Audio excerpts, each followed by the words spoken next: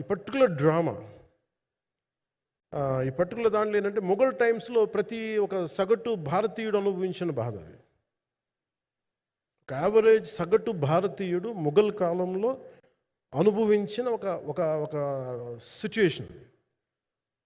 ఆ సిచ్యువేషన్ హీరోకి సంబంధం ఉండదు, కానీ how he gets entangled, how he gets involved in it, that is the outcome, that's that has been captured.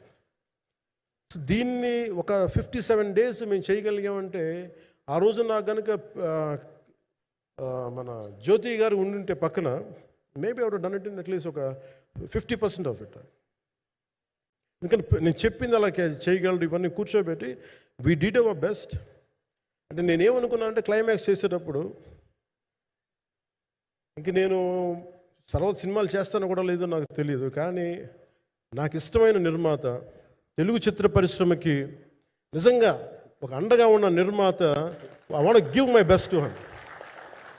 నేను అందుకని ఆంధ్రప్రదేశ్ ప్రభుత్వానికి కూడా, మన ముఖ్యమంత్రి గారికి కూడా తెలియజేశాను, ఈయన్ని ఫిల్మ్ డెవలప్మెంట్ కార్పొరేషన్కి చైర్మన్ నేను ప్రతిపాదించాను.